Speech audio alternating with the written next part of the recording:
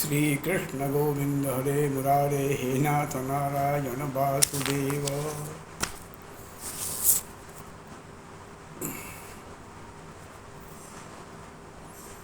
इतनी गर्मी बढ़ती जा रही है। दसों लिंगों से भोग की प्रवृत्ति ने हिंसा उत्पन्न करते हुए लोकतंत्र की सीढ़ी परिवार पर कुदृष्टि। अब भोगी नहीं देख रहा है लड़की है कि पत्नी है कि अन्य कोई भी है, जो भोगी के सामने कोई नहीं दिखाई पड़ता, हमारी लड़की हो कि हमारी माई हो। दसों लिंगों से भोग का कारण युवा भविष्य पथ पर अवसाद में आने लगा। दसों लिंगों से उत्पन्न पुत्र हमें कुपुत्र रूप में प्राप्त हो रहा है। पिता जैसा कर रहा है वही पिता का रूप पुत्र है। जघन्य अपराधी बन रहा है। दिव्यांग छाया पुरुष हमारे मलिन इंद्रियों की सफाई का एकमात्र समाधान है। हमारी जो छाया विभिन्न इंद्रियों के भोग से उत्पन्न हो रही है, उसी का परिणाम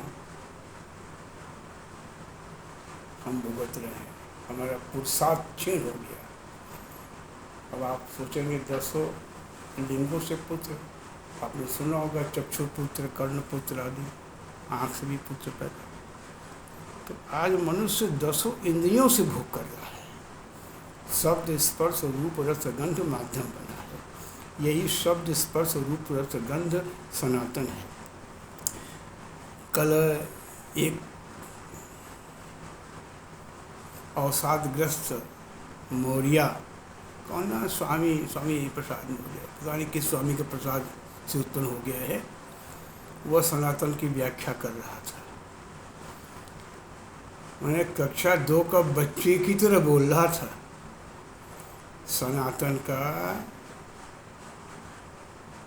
अर्थ, सनातन का अर्थ हुआ सदैव समान सर्वत्र समरूप में प्रवाहशील होने वाला।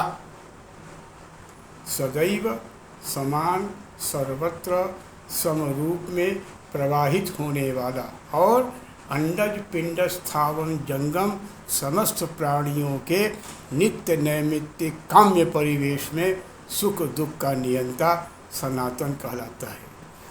तो यह क्या है? सर्वत्र शब्द स्पर्श रूप रस गंध, इसी को माध्यम लेकर के हमारी दसों इंद्रियां, दसों लिंग हम कहेंगे, लिंगानी चिन्हानी, हमारे शरीर में 10 लिंग हैं। दसों लिंगों से मैं भोग कर रहा हूँ।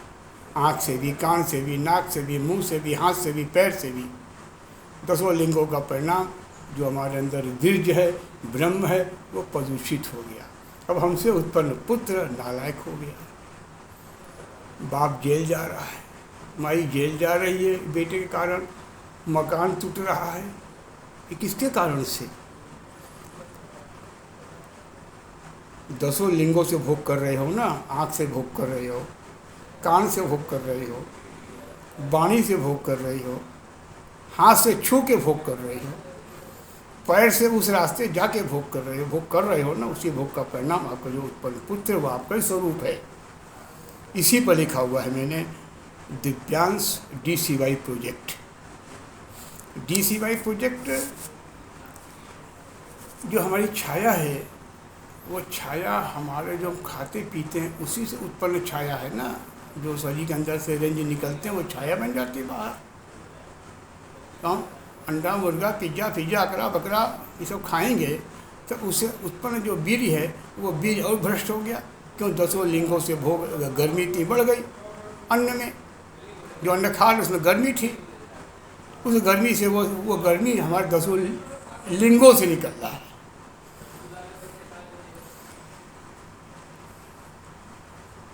दसों लिंगों से निकल रहा है। एक ही मार्ग है। DCY प्रोजेक्ट के अंतर्गत हमारी सभी इंद्रियां, सभी लिंग के कार्बन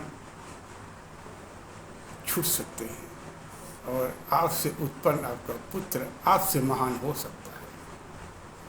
अगर आपका पुत्र आपसे महान नहीं हुआ तो इसका मतलब गफलत है आपके बीज में। बीज के उत्पन्न होने में गफलत है। पुत्र का मतलब हुआ पिता से 4 सीढ़ी आगे ऊपर प्रतिष्ठा स्थापित करना। पुत्र का मतलब ये नहीं हुआ कि माता को काटना, पिता को काटना और परिवार काटना और रास्ते चलते औरतों को छेड़ना। ये सब 10 लिंगों से उत्पन्न उपद्रव का परिणाम है। DCY प्रोजेक्ट आपका सम्मान करता है, आपको स्वागत करता है। आप DCY प्रोजेक्ट के अंतर्गत अपने तामसिक छाया को राष्ट्रिक और सात्विक में बदलते हुए भोग और मोक्ष दोनों ओर समान भाव से बढ़िए। श्री कृष्ण गोविंद।